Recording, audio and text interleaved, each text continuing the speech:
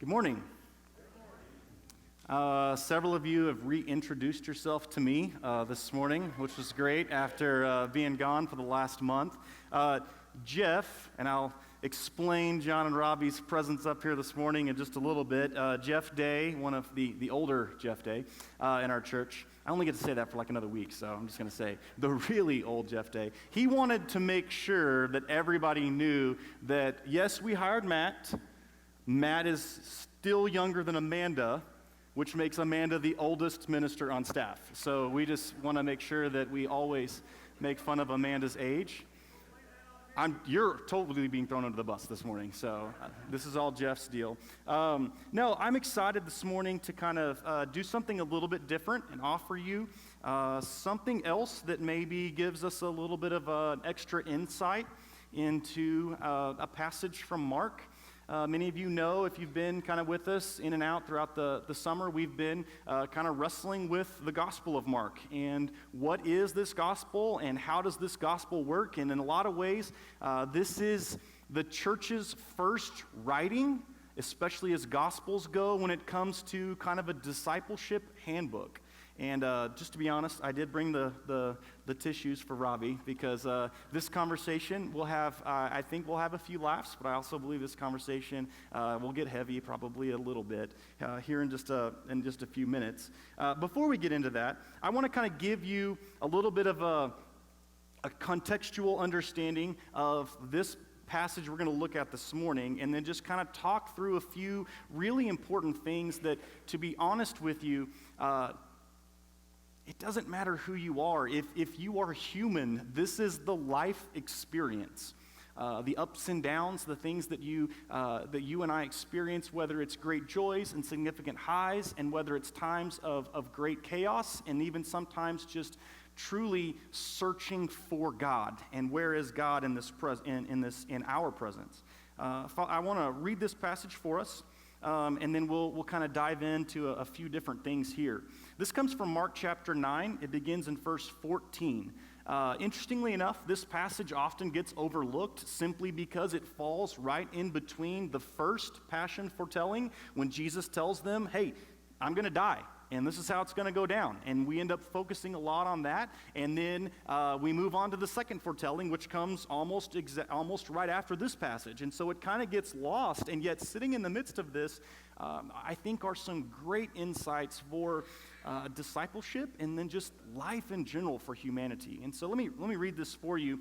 It says, when they came, and I just want to make sure you kind of understand who they is. This is Jesus, and this is Peter, James, and John. Just previous to this has been the Mount of Transfiguration, and we don't know exactly what takes place, but Jesus goes up on a mountain, and he gets really shiny and bright, and he meets with Moses and Elijah, and they have this amazing conversation about this exodus that Jesus is going to bring. And that word exodus is used on purpose. You can see it there in the Greek because it's showing us that Jesus is going to deliver his people into a beautiful freedom that is even greater than Moses. And then we get this wonderful sign of what is to come in this passage. So let me read this for you. When they came to the disciples, they saw a large crowd around them and scribes disputing with them. When the whole crowd saw them, they were amazed and ran to greet him. He asked them, "What are you arguing about with them?" Someone from the crowd answered him, "Teacher, I brought my son to you. He has a spirit that makes him unable to speak. Whenever it seizes him, it throws him down, and he foams at the mouth, grinds his teeth, and becomes rigid. I asked your disciples to drive it out, but they couldn't." He replied to them, "You unbelieving generation, how long must I be with you? How long must I put up with you?" First of all, I think it's awesome that we hear that commentary from Jesus. You get a little bit of like real life, like, oh my goodness, you're supposed to be figuring this out and you're not. How long do I have to put up with you? Almost like he's speaking to his kids. So they brought the boy to him. When the spirit saw him, it immediately threw the boy into convulsions. He fell to the ground and rolled around, foaming at the mouth. "How long has it been happening to him?" Jesus asked the father. "From childhood," he said, "and many times it has thrown him into a fire or into water to destroy him. But if you can do anything, have compassion on us and help us." Jesus said to him, "If you can, Everything is possible for the one who believes." Immediately, the father of the boy cried out, "I do believe. Help my unbelief."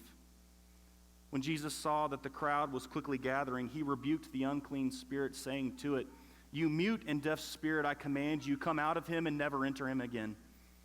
Then it came out, shrieking and throwing him into terrible convulsions. The boy became like a corpse, so that many said, "He's dead."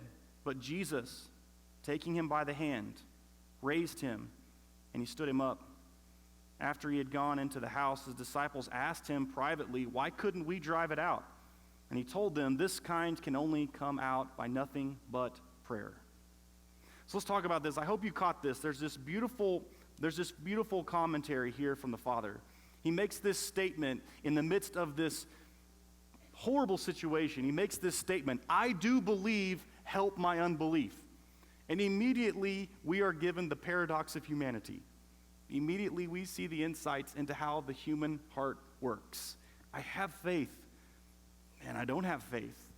I believe in you, God. I believe in your goodness. I believe in your work within our lives. I believe in the way that you love us and the way that you want to care for the world. And yet, because of circumstances, because of the desperation that you see in the Father, he's like, "No, maybe I don't believe."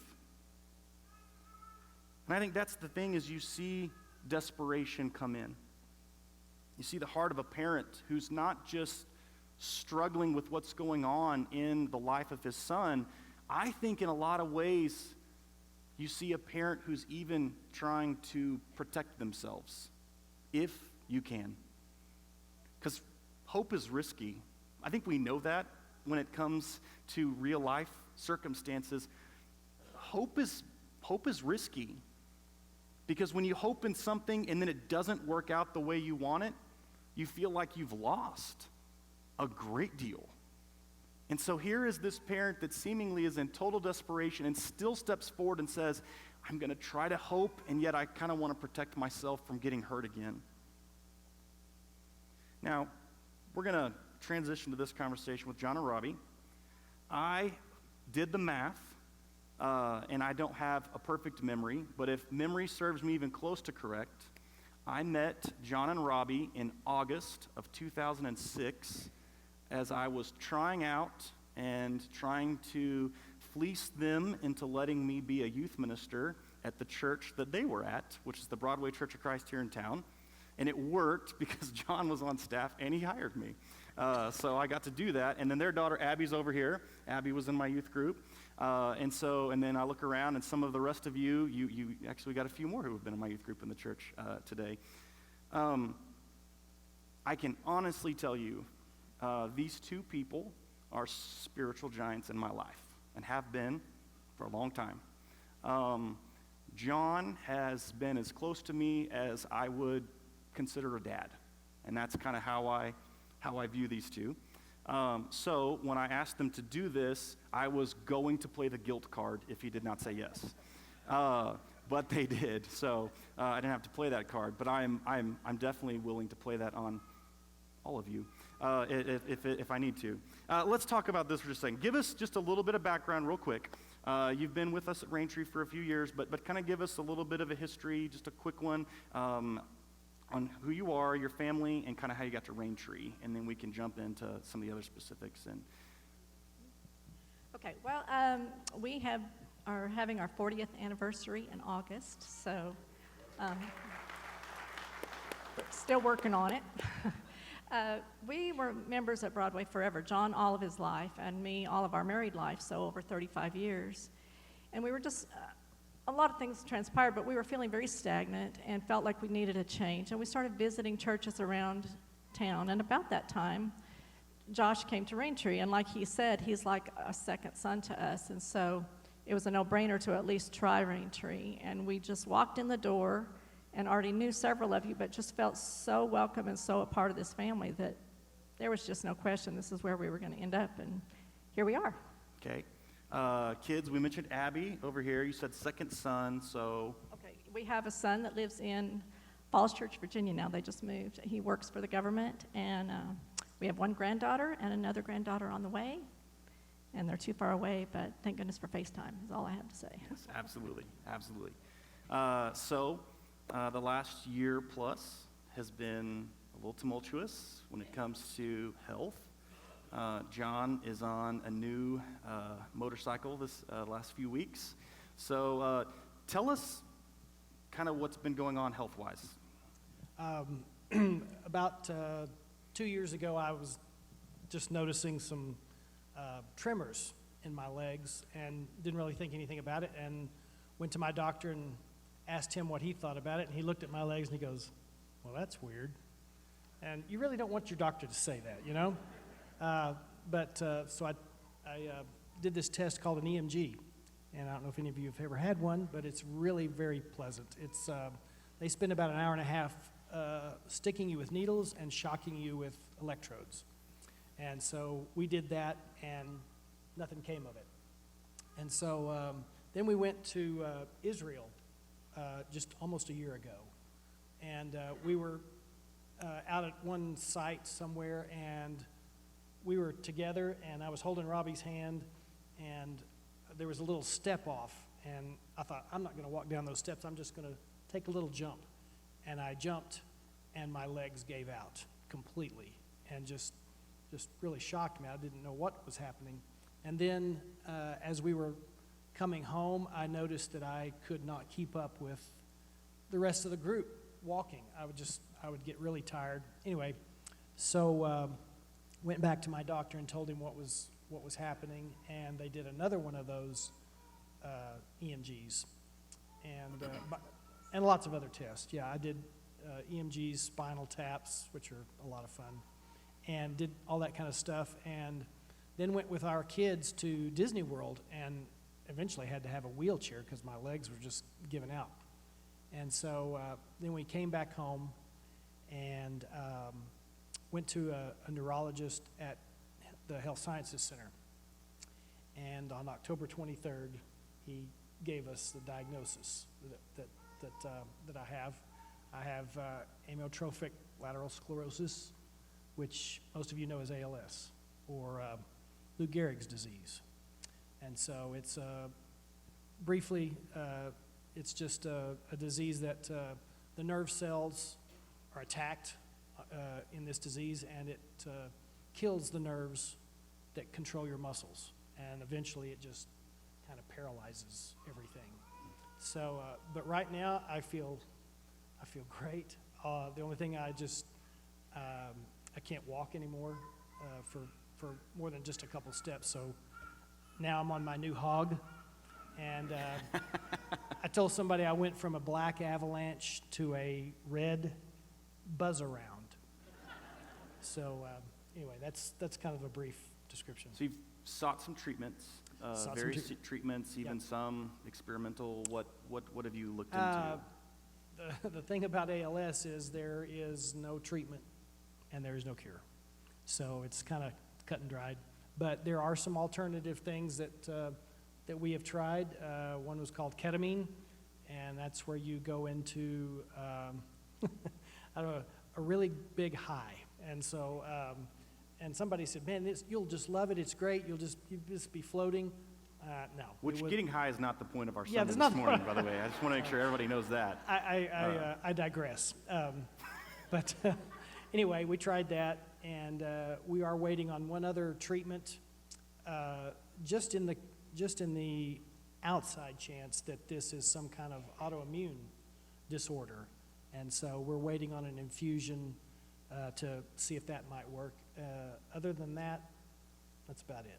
So, and correct me if I'm wrong, when it comes to ALS, which is an interesting disease, basically there's not even a test that says you have ALS. You just start to rule things out. You start to rule things out. That's the most frustrating thing. We went to doctors and specialists, and there's no blood test, there's no x-ray, there's no really any test. You just have to keep ruling. You rule out Parkinson's, you rule out MS, you rule out this and this and this. And pretty much then they say, well, I guess that's what you got. And they really don't know. They don't know what causes it, they can't treat it, and they can't cure it. So it's a little frustrating sometimes. Yeah. So talk about that. Like, what has been at least a few insights into the emotional and spiritual journey here and struggles? one thing I had not thought about that John mentioned, a few weeks ago we were sitting and watching the evening news, and if you watch the evening news, you know every commercial is about some kind of medication or drug. And they've got drugs for everything under the sun. And he just looked at me and said, they never show any drugs about ALS that might treat ALS. And I just thought, that's just indicative of the things that you think about sometimes, and to be honest, the frustrations that you feel sometimes, because it seems like there's walks and cures and drugs and tests and everything for everything else but this. So. Yeah. And I know that, there are lots of things that there are no treatments and cures for. And I know there are even folks out here this morning, some of you that I know very well, are suffering from things that, people have said, we don't know what to do for you. And so I can relate. I guess probably the first emotion that I had was shock at finding this out, because it was really out of the blue. We thought it was some nerves in my back or neuropathy. We were not prepared to hear that news. And so on October 23rd of last year, when we got that news, it was a shock, because I have known several of my friends from high school and college have had ALS, and they have all passed away. I do have one blessing, and I'll just go ahead and share this before I forget it. One blessing that I've had during this journey is that one of my very, very dear friends who still goes to Broadway, she has ALS, and we kind of found out at the same time. And so we've kind of walked this road together. And so we joke together, we laugh together, we cry together. Some of the other emotions are anger. Honestly, not angry at God.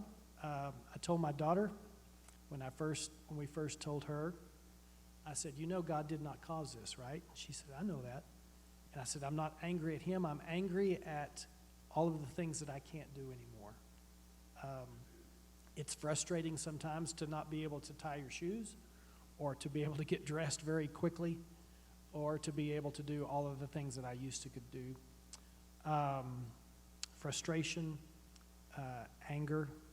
Sometimes, I would say most of the time, I am just as happy as can be. And God has blessed me with a great deal of joy. And part of it is because of the people in this room. My small group has surrounded me like you would not believe. My friends and family, especially my immediate family, have just been tremendous. But the family here has just reached out to me in so many ways. And so 99% of the time, I'm great. And I feel good, and I'm doing good. And it has progressed, fortunately, very slowly for me. Some people, it does not do that. It progresses quickly and takes them pretty quickly. So you mentioned not being angry at God, but there has been an emotional, spiritual up and down. Yeah. And so whether you're thinking about your spiritual walk, or even how you feel on a Sunday morning and what you experience in a room like this, bringing baggage and hurt and worry into the room, what is a Sunday morning or your conversations with God like? Well, I'll tell you, being a singer, the music has always touched me, but I'm not getting the words of every song. It made me cry. So sometimes I'm up here faking it, I'm telling you, when I'm on the praise team. But I listen to every word of every song much more than I ever did before. And Josh has preached so much about hope, and that just, I leave so filled with hope, listening to him, and just the support that, like John said, the support that we felt from all of you, and the questions of how we're doing and how you can help us, and just the encouragement and the things that you've done for us. It's just amazing. I love coming to be with you on Sunday mornings because it fills me up again. I think we have kind of opposite reactions to coming every Sunday. Actually, it's harder for her because she has to bear the thought of what's coming and maybe what will transpire. But for me, it's the best day of the week. I love coming here because if there is a time during the week when I'm by myself or I'm just really not too busy, that's when the enemy puts his foot in the door and begins to try to tell me, God is doing this for a reason, and this is happening for a reason, and it's because it's your fault. You've done something that, you've deserved, and, those thoughts, as strange and crazy as they sound, they do come into your mind. And for those of you who have suffered through sickness and illness and have lost loved ones, those things creep into your mind. But coming here is like a release. I see the faces of good friends that I've known for a long time, and they smile at me, and they love me, and they don't treat me any different. Now, I've had some interesting reactions when I've told somebody would say, somebody I don't know, and not anybody in here, I promise, that I had one lady come up to me, and she said, well, hey, and I've known her for a while, and she said, hey, what happened to you? And I said, well, and you try not to go into a big explanation. I said, well, I've been diagnosed with ALS. And she said, I've got arthritis in my knees. And I went, oh, I'm so sorry. I appreciate it, I'm really, and she just went on, and, so either folks don't know about ALS or they just. I really think that's their way of trying to empathize. Yeah. To say, I'm going through something, I know how you feel. Yeah, I know exactly how you feel, well, is this going to kill you or not? I try to just, and then I have the reactions of very dear people when they first find out, they begin to cry, and so that's not fun either. So, but I have had so much support and so much love from so many people that I have not heard from in years, call me or text me or send me a message on Facebook or something. So it has just been an unbelievable blessing to hear from some of those folks, to support and to love on me. So it's a different, go ahead, what were you going to say? I was just going to say that I work at LCU, and it's a very, very supportive atmosphere. People step in every day to ask about John and ask how he's doing. And we know that we have so many people praying for us, and I've always heard people say, oh, I feel the prayers, I know. But it's really, really true. We can feel the effect of prayer all the time. It gives you such peace. So in connecting with the text this morning, when you don't have an evil spirit, I don't know. maybe a little bit of a sarcastic spirit, which I like. That's why we get along.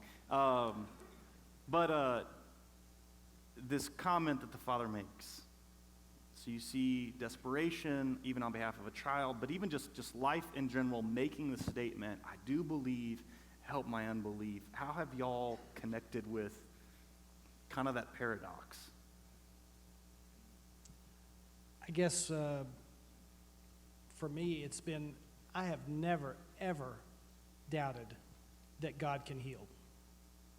And I hope that whatever message that we leave you with this morning is that God can do anything. Am I right? God can do anything. Who can stop the Lord Almighty? Nothing. The struggle you have when something like this happens, or when cancer takes a loved one, or a child is born with birth defects that will never, ever go away, is that you wonder, God can do this. Will he do this? Will he do what I ask? And that's the real struggle, I guess, that I have, is that when I found out, I thought, I know God can heal me. And I pray every day for healing. I do. I pray every day for healing, and there are literally thousands of people every day around the world, literally, that pray for my healing.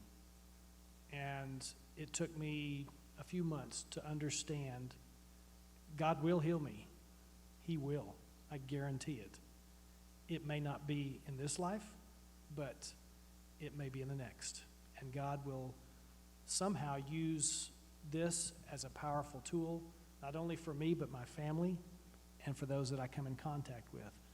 but I do. I struggle as to why he, this doesn't make sense. What good is it if I have this and I begin to fail in my health and I become, helpless and an invalid? Why is this happening? So, not to say that I don't question. I question almost every day. Is this going to happen? Are you going to answer me? Are you going to hear me? Or are you going to wait and do something even more spectacular? And so I can relate very well with the fathers.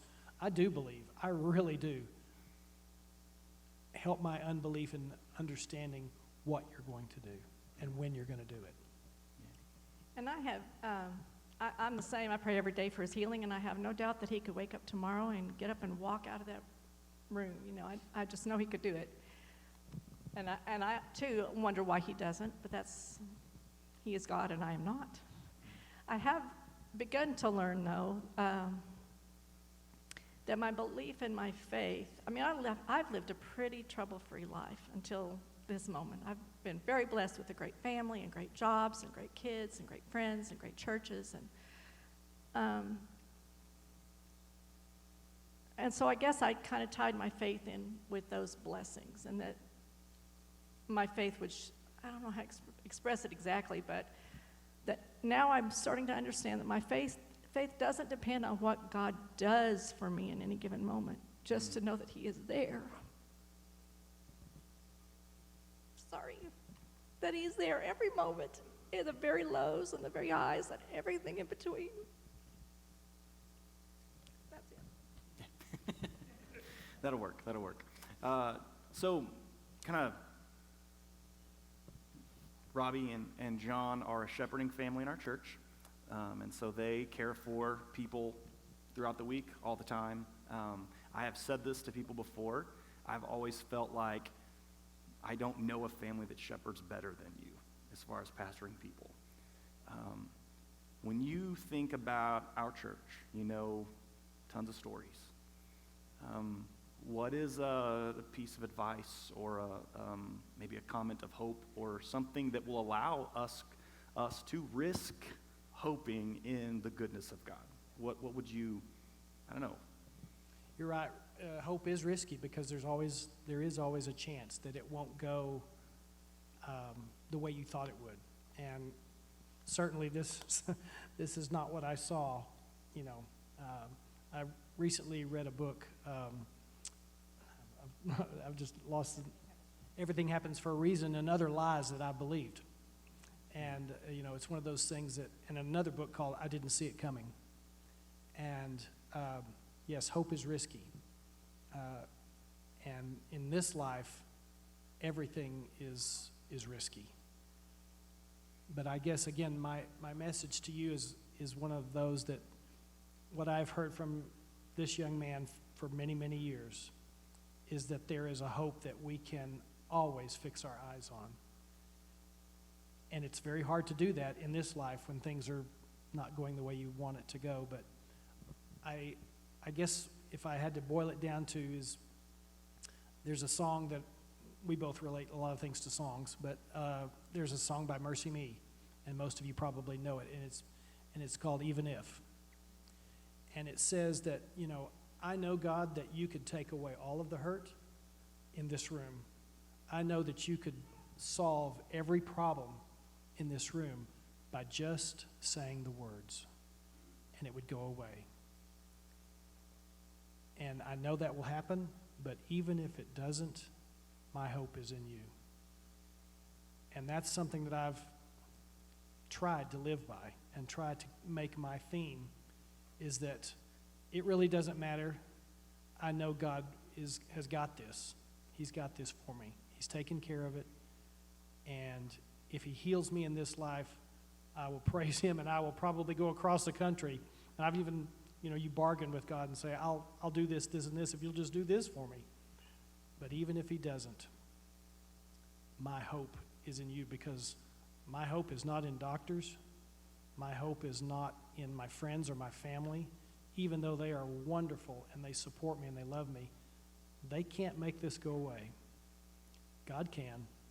And if he does, hallelujah. If he doesn't, my hope is still there in him. So whatever you're dealing with, whether it's physical, emotional, spiritual, and I've had some spiritual battles where I have thought God has abandoned me.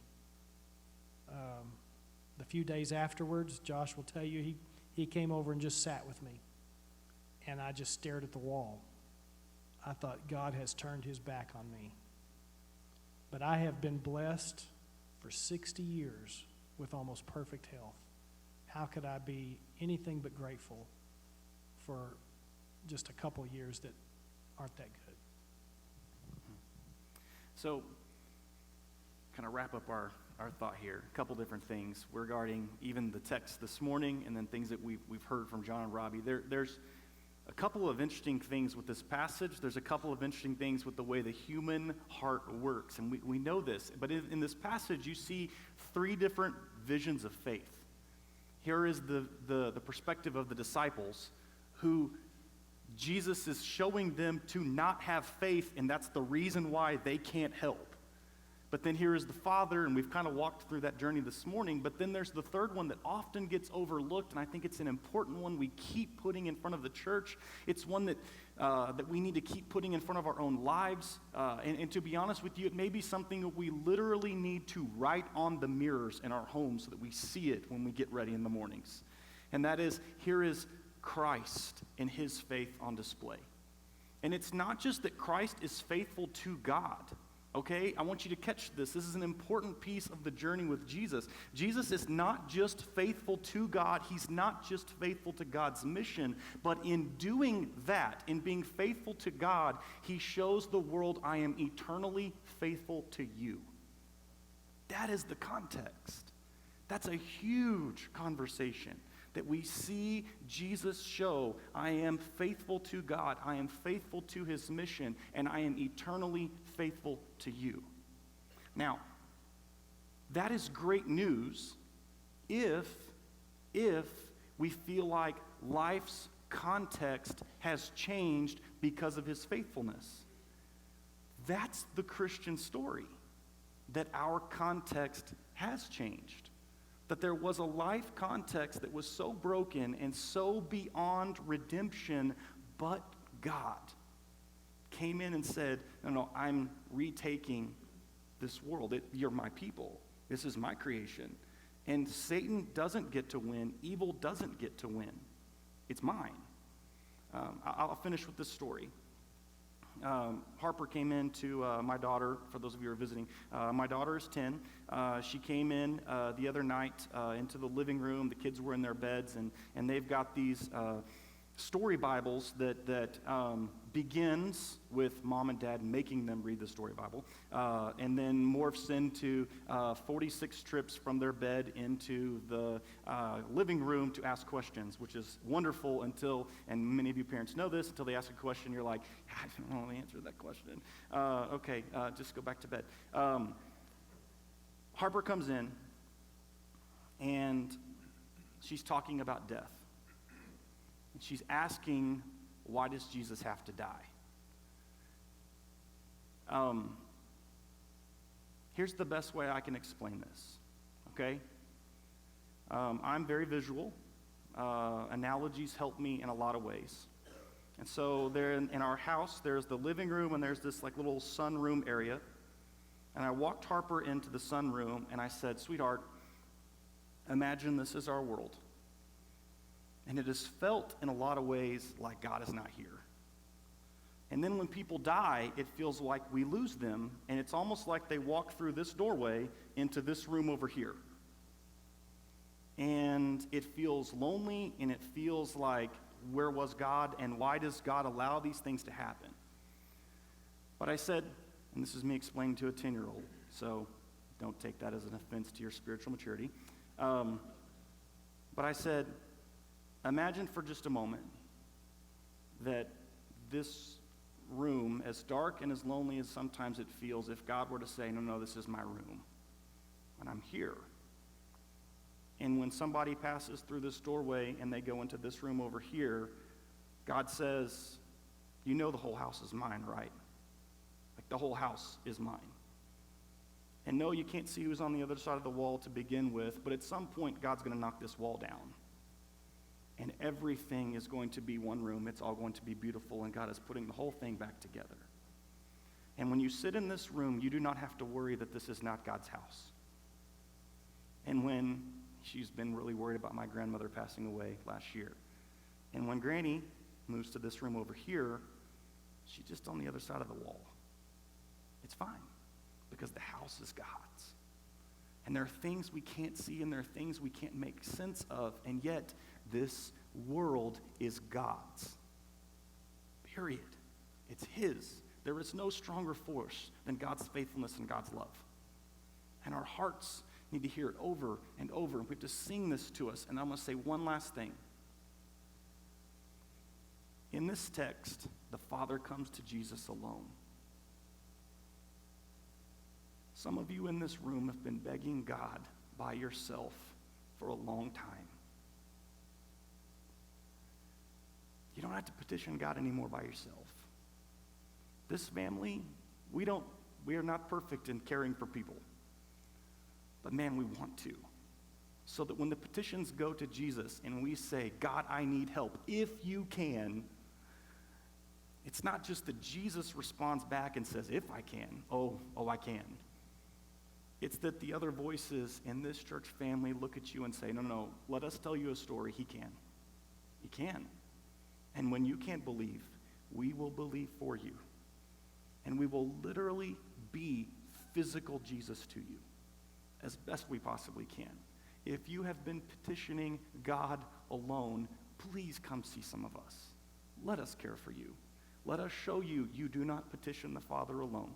We petition with you, and we will be a physical voice of God's faithfulness to you as best we possibly can. I want to pray for us, and we're going to have one more song this morning. And again, that was an invitation for you. Some of us will be in the back. You can contact us at any time if you don't want to come this morning. But don't petition God asking for his presence in your life by yourself anymore. Let's do that as a community of people. So let me pray, and we'll have one final song. Father, we come before you this morning, and we ask you that you would absolutely overwhelm us with your life-giving Spirit. That we would be completely filled to the brim, God, with your goodness and with hope, with the victory of the gospel. For all the things that you have done, for all the things that you are doing, for all of the ways in which we petition you, God. And you may work in ways that don't necessarily fit our desires. We still believe you are good, eternally good.